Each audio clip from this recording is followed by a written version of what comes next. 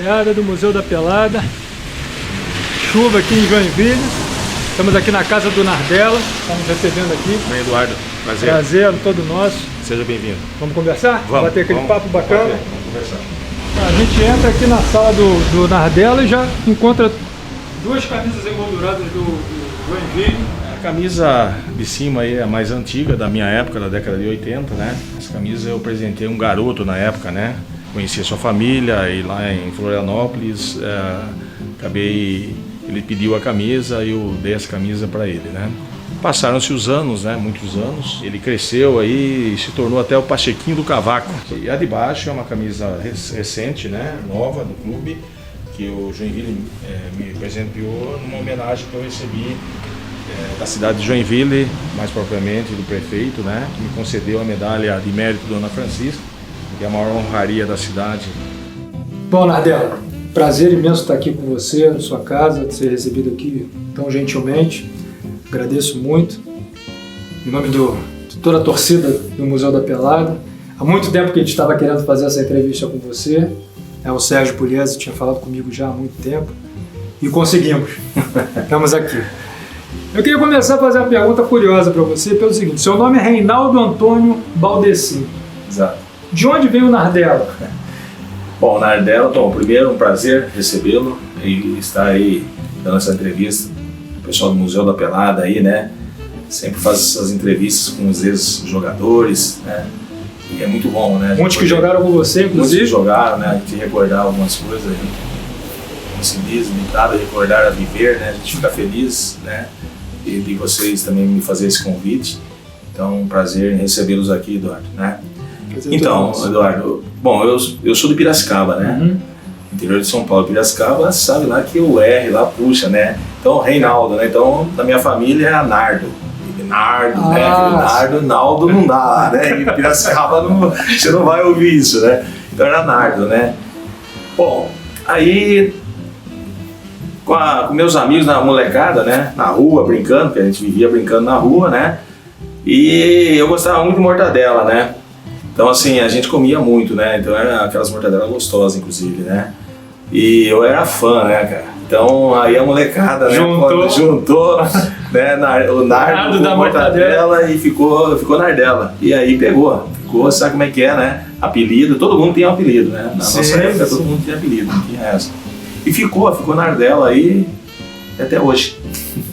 Aproveitando que você falou, né, da garotada lá, sua infância no Piracicaba, você foi muito novo lá pro 15, né? Eu estava conversando aqui contigo antes da entrevista, eu achava que você tinha passado aí por times de rua, essas coisas, mas você já começou cedo lá. Na verdade, a gente, naquela época, a gente jogava na rua, né? Assim, a gente sempre jogou bola na rua, mas logo cedo o 15 já tinha as categorias ali de base, né? A categoria de base era infantil, dentro de leite, que se chamava na época, né? Tipo uma escolinha. Isso, as mais organizada. Isso. É uma coisa simples, né? Bem simples, mas aí fui convidado, como eu jogava bem, né? O pessoal achava que eu jogava bem, fui convidado e comecei a jogar então no 15, nas categorias ali no dentro de leite, e assim começou. E depois fui pro infantil, né? E depois já comecei a treinar como profissional cedo, né? Que às vezes ia completar treino, tal, precisava, e comecei a treinar junto com os profissionais. E aí, num jogo contra a Ponte Preta, né? No final do Campeonato Paulista, a gente já estava desclassificado, e tal. Muitos jogadores estavam machucados e eu fui completar o banco, né? Aquela coisa, né? E aí, durante o jogo, machucou um meia, né? A minha posição era meia e aí só tinha eu de meia, né? O treinador me colocou para jogar. Eu entrei no jogo e a primeira bola que eu peguei, eu chutei o gol, né? De fora da área, eu fiz o gol.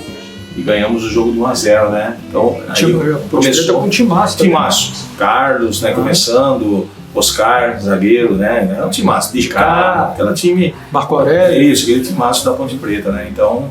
E aí, então, começou a minha carreira praticamente, né? No 15 Piracicaba. Você jogou no time profissional do 15 já com 16, 17? 16 anos. A minha estreia, o primeiro jogo foi em 74, né?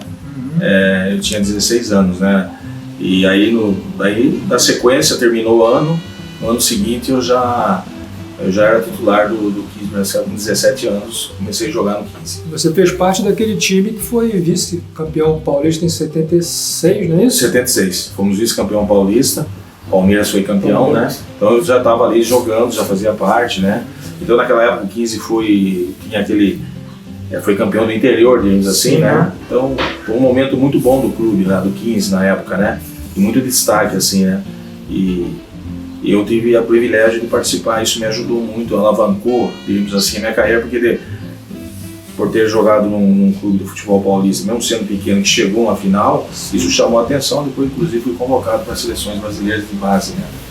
Você foi convocado pelo Antoninho primeiro? Isso, a primeira convocação, se não me falha a memória, em 76, foi pelo seu Antoninho, né? Então foi a primeira vez que eu fui para a seleção. Então assim, foi assim uma coisa que chamou muita atenção, porque o time do interior de São Paulo, eu jogava num time pequeno, né? Normalmente eram jogadores de time grande que iam, né? Então assim, e para mim foi algo espetacular, né? Você vestir a camisa da seleção brasileira, mesmo sendo na base, né? Então foi uma conquista muito grande para mim, né? E aí a minha carreira foi se desenvolvendo, né, Eduardo? Você jogou pela seleção de base o Sul-Americano de 77 e a primeira Copa do Mundo de juniores, né? Exatamente. Na Tunísia, né? Na Tunísia. Você lembra dos jogadores que jogavam contigo? Aliás, seria bom também depois você falar sobre os teus companheiros que se destacaram mais naquela época do 15, né? Sim, não, falo sim. Então, na seleção ali, eu fui na primeira seleção, nós disputamos o torneio, foi com o seu Antoninho, treinador, disputamos o torneio lá de Cannes, que passou depois a ser torneio de Toulon, né? Na sequência. E depois eu fui para a seleção, fui convocado pelo Evaristo Macedo, né, para disputar o primeiro campeonato mundial, que foi na Tunísia, né? Bom, naquela seleção tinha o Juninho, o zagueiro, né? Heraldo, né? Que jogou no Palmeiras e tal, no Curitiba, foi campeão até em 85, né? Isso, zagueiro Heraldo, Jogou na América? Isso, jogou na América, isso, né? Então...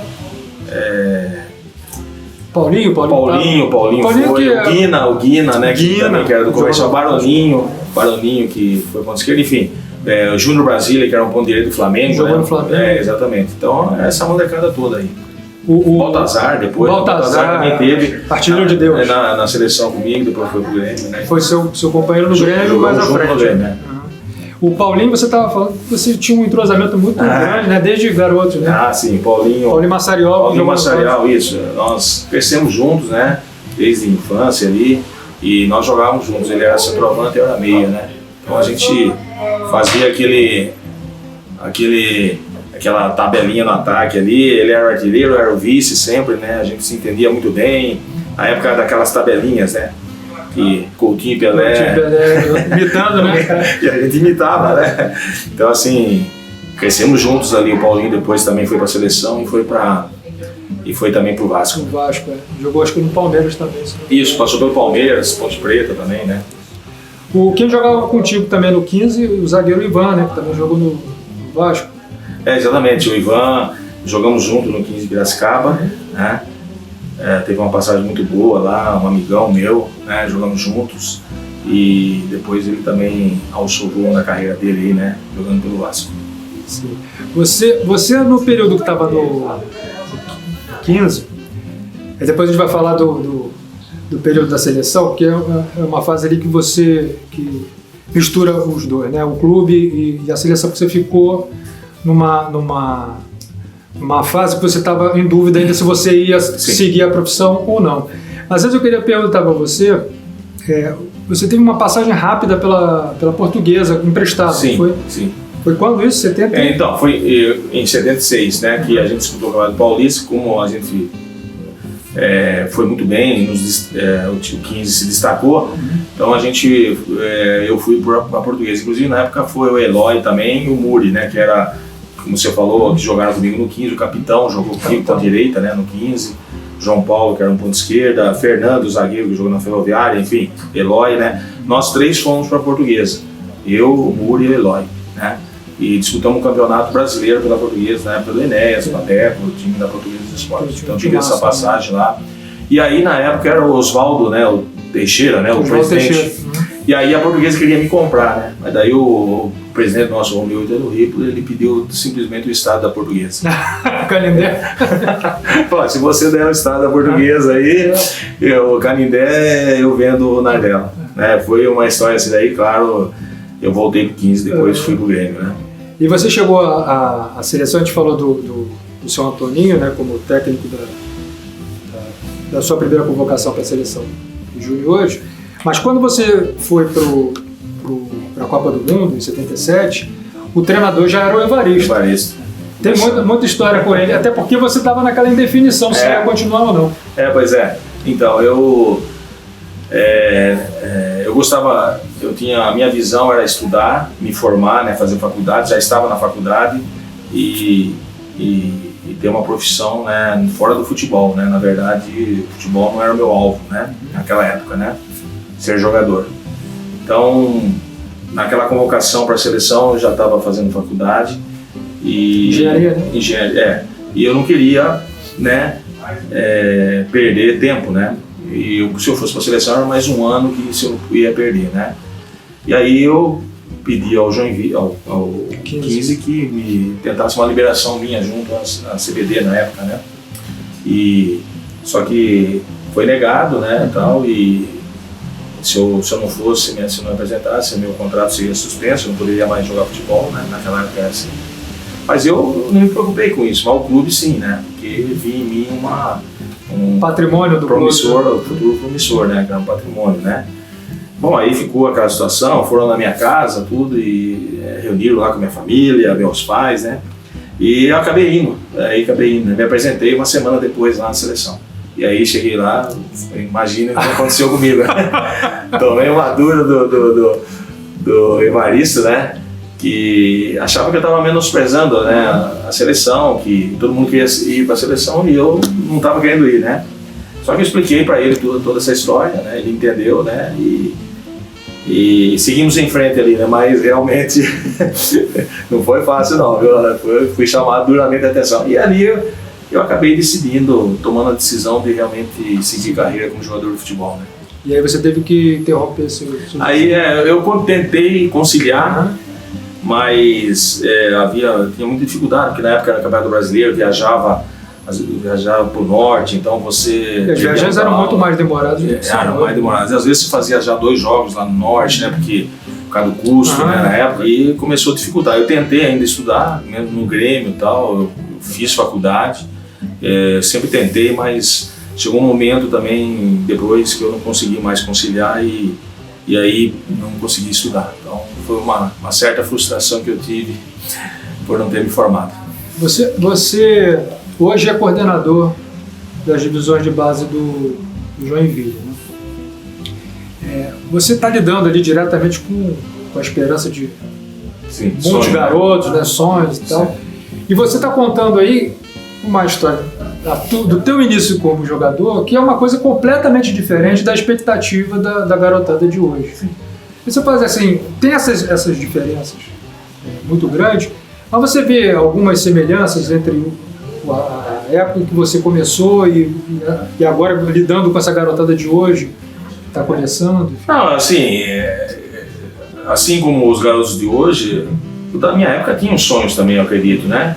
Eu tinha um sonho diferente. Você era fora da curva? Eu era meio fora da curva, né? Então, de repente foi isso. Mas eu vi os meus amigos lá, os meninos lá que jogavam bola comigo também queriam, de repente, ser jogador de futebol, né?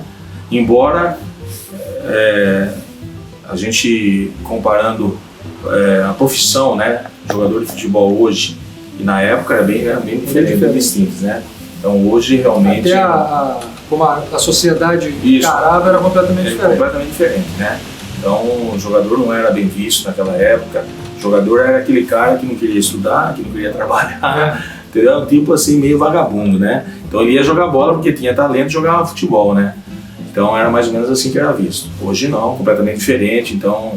Era músico e jogador de futebol. Exatamente, tinham outras profissões, exatamente. Então, assim, o sonho, na verdade, existiam, e como hoje existe. Mas hoje, obviamente, o futebol, ele é uma excelente profissão, né?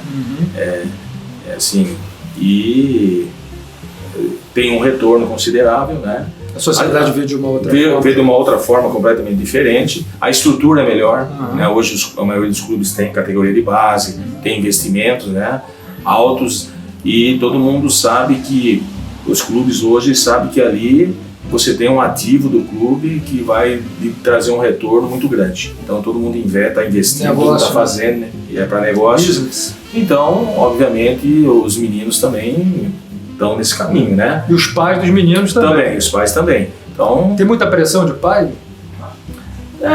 Sempre existe, mas eu acho assim que a pressão às vezes é mais sobre o menino mesmo, né? Assim, diretamente, né? No clube, pelo menos eu não tenho percebido isso, né? Respeitam mais, né? Então, até porque os garotos, a maioria dos garotos, eles são de fora, né? Então não tem o pai muito perto. Não tem perto, né? Talvez os da cidade que às vezes por ter proximidade, mas assim, eles entendem também, é um respeito, né?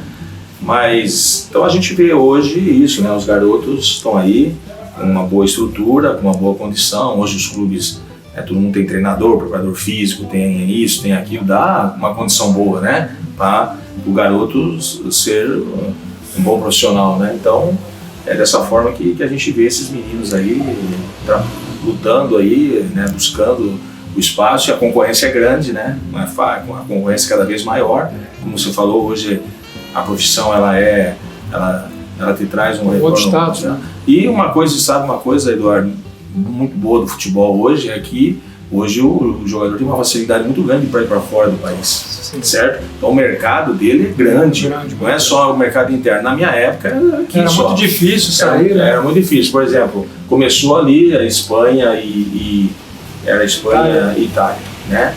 Portugal. Mas era mais Espanha e Itália, e depois veio o Japão, né? Mas era assim, jogadores top, né?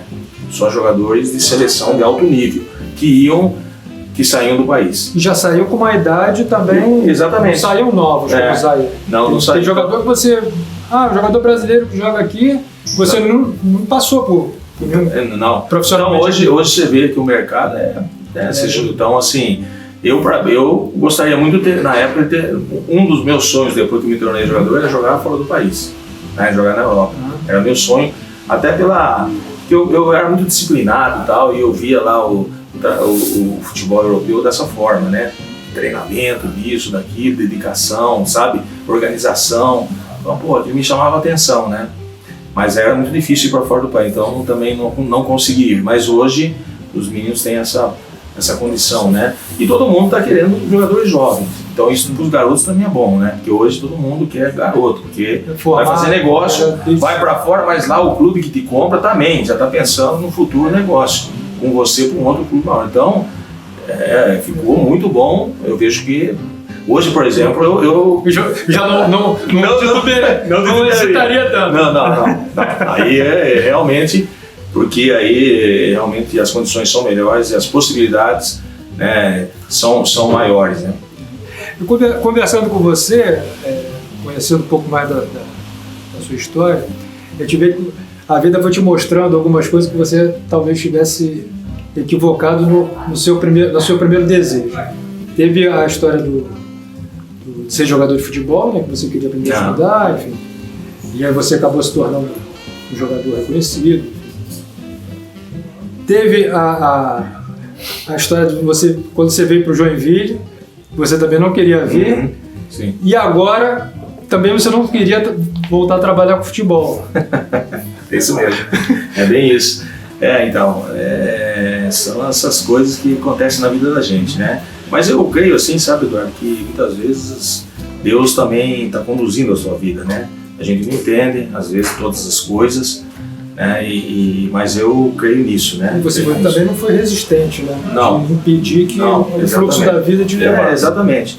Então, assim, né? Eu creio que o futebol, assim, Deus me deu esse talento, né? E se Ele deu também o talento, eu tenho que aproveitar esse talento, né? Então, assim, talvez eu estava jogando meio de lado esse talento, né? que Deus havia me dado. Então, assim, por isso que as coisas têm acontecido comigo no futebol, naturalmente até, de uma forma até natural, né? Então foi como você relatou aí, não queria ser jogador, acabei sendo, enfim, não queria vir para Joinville em função que para mim profissionalmente não era muito interessante sair de um centro como era São Paulo, né? No futebol, e você sabe que na época São Paulo, Rio Grande do Sul e Minas é que predominavam, Santa Catarina, futebol ainda incipiente, ainda muito no começo, né? E tudo. Mas eu vim para cá, acabei vindo e... Você pegou um clube recém-fundado. Recém-fundado e muito bem organizado, né? Então isso me chamou a atenção depois, na sequência. Convenceu, né? Me convenceu, e aí por isso que foi um time vencedor na época, na década de 80, o Joinville prevaleceu. Você chegou aqui em 76? Cheguei em 80. Agosto de 80, então agora em agosto de 2023, 43 anos de Joinville. Morando aqui. Morando aqui. Eu fixei residência aqui, né? Você nesse período aí, você jogou no Grêmio, jogou depois mais tarde no Curitiba? Isso. Joguei no Grêmio antes, passei pelo Guarani de Campinas. O Guarani também. Guarani. Um grande jogador, né? Exatamente. Você está falando que por ter jogado lá atrás, com o Enéas, com grandes jogadores já consagrados, né? Sim. Pegou no Grêmio, Paulo César Caju, Manga, Anchieta. Lá me ajudando aí, Tarcísio. Éder, né? Éder. Exatamente, Eduardo, isso aí. Baltazar. Eu fui um privilegiado, né, na minha carreira, porque desde o início, assim, eu joguei com grandes jogadores, né? Porque a gente disputava o Campeonato Paulista, eu jogava contra Sócrates. Eu joguei contra o Sócrates no Botafogo de Ribeirão, né? O Sócrates ainda era antes, né? No Botafogo, quando ele ainda estava fazendo medicina e treinava à noite e vinha só jogar. Às vezes treinava 1 ou 2 vezes por semana e parecia para jogar. Outro futebol, era outra coisa, né? Mas joguei contra todo esse pessoal aí, né? Que ainda cheguei a jogar nessa decisão lá no Campeonato Paulista com Ademir da Guia, né? Encerrando carreira ali. Dudu, Ademir da Guia, o Leão, né? Eurico, que depois fui jogar com ele no Grêmio também, né? O Eurico estava no Grêmio. Então, assim, esse era o nível que eu cresci ali, né? Jorge Mendonça, depois no Guarani, Careca, Zenon, e aí vai, né? Então, assim, o sarrafo era lá em cima, cara. Eu tinha que correr atrás da máquina e aprendi muito com esses caras aí, né? Vi eles jogando, tudo que eu podia assimilar, o contato, o convívio, né? Então, para mim, foi fundamental no meu crescimento como atleta. Mas foi aqui em Joinville que a carreira foi... Exatamente, aqui em Joinville foi um negócio meio que, digamos assim, um casamento perfeito, né? Eu vim para o Joinville num momento que o clube estava iniciando a sua trajetória. O Joinville foi fundado em 76, né? Tinha 4 anos, praticamente eu cresci junto com o Joinville. Aí eu tive o ápice da minha carreira aqui, porque foi um título, né? O Joinville foi octacampeão, né? 8 vezes seguidas. Dos 8 eu participei de 6. E depois ganhei mais um título, depois de ter quebrado ali em 86. E em 87 voltei Então foram 7 títulos, né? Pelo clube. E eu joguei aqui 12 anos no clube, né? Joguei 10 anos seguidos, depois eu saí, fui pro Curitiba e voltei e joguei mais 2 anos aqui. Então eu me identifiquei muito com esse clube e o clube comigo. Então hoje marcou muito isso, né? Então Nardella e Joinville Esporte Clube. Quando fala de Joinville, é Nardella. Quando fala do Nardella, você fala do Joinville, né? Então foi isso que aconteceu. O pessoal até diz assim, guardadas as devidas proporções, que eu era que o Zico era no Flamengo, o Roberto Dinamite no Vasco, esses caras aí que jogaram, eu era pelo Joinville Esporte Clube. Você era aquele ponto de lança mesmo, né? Ponto de lança. O meu início de carreira, ponto de lança, e igual minha referência como jogador era o Zico, né? Em todos os sentidos. Que o Zico, procurei saber tudo do Zico na época, acompanhei. Depois tive a felicidade de ser treinado pelo irmão dele, o Edu, que jogou na América, né? E jogou no Joinville também, né? O Edu foi meu treinador aqui, pessoa espetacular. Fomos campeões aqui em 87, ele era o nosso treinador. Na época o Júnior, Dorival Júnior, era o nosso volante aqui no Joinville Esporte Clube. Jogamos juntos, né? Entendeu? Então assim, é isso aí. Júnior, sobrinho do Dudu. Também. Você jogou contra lá. Então assim, né, Eduardo, o futebol, né, ele nos proporciona isso, né? E assim, né, Eduardo, eu também gosto de trabalhar, eu gosto de trabalhar com garotos, assim, sabe? Eu acho que a gente pode ajudar esses meninos em todos os sentidos, né? A nossa vivência. Muitas vezes Deus nos coloca ali para isso também, né? Porque a questão também do caráter do garoto, né? De cidadão, formar o garoto como cidadão também. Eu gosto muito dessa parte. A questão aí, né? da educação que não entra especificamente no conhecimento, né, de matérias, mas na educação Isso. do trato com as pessoas. Exatamente. Então, acho que isso aí também que me fez, né, me motiva a estar ali Você com eles. Né? pega garoto de todo tipo de formação, né? Sim, sim. De tudo quanto é lugar do país. Lugar, exatamente. Então, mas é legal, é gostoso assim, essa relação, assim, trabalhar. Eu já tinha tido essa experiência, como eu falei, em 2001, né? E assim, aqueles meninos ali, eu lembro o histórico deles, né? Muitos alçaram o gol na carreira, outros não, né? Porque não é todos que vão ser jogador. E muitos ficaram aqui em Joinville. Então hoje eu encontro com eles aí, os meninos com família formada, profissionais em outras áreas. Nem todos vão, entendeu? Conseguir. Então assim, isso é muito bacana, sabe? Isso por isso que eu voltei, né? Porque eu falei, pô, ainda acho que dá para mim dar uma contribuição aí, ajudar esses meninos aí, né? Por toda a vivência que a gente tem no futebol, né, Eduardo? Então, estamos aí trabalhando e espero aí que dê uns bons frutos aí pro clube, que já está precisando, né? Para sair dessa situação difícil, né? Quando eu parei de jogar futebol, né? Eu parei em 95, né? Encerrei minha carreira, né? Então, como eu estava muito identificado com a cidade, as portas se abriram aqui, então eu tive a primeira escolinha de futebol, acho que aqui na cidade foi minha, né? E só lembrando para quem não sabe ou não se lembra, Joinville é a maior cidade de Santa Catarina, maior até do que a capital. Exatamente, Então eu acredito que também isso foi um grande aprendizado para mim, na minha vida, né? Também, né? Tudo soma, né, Eduardo? Acho que a gente tem que tirar proveito de tudo, entender certas situações onde se sente melhor, né? Então, para mim, assim, foi uma experiência boa também de vida. Então, para a gente terminar esse papo ótimo aqui que a gente teve, um prazer renovado aqui, estou renovando o que eu disse no início.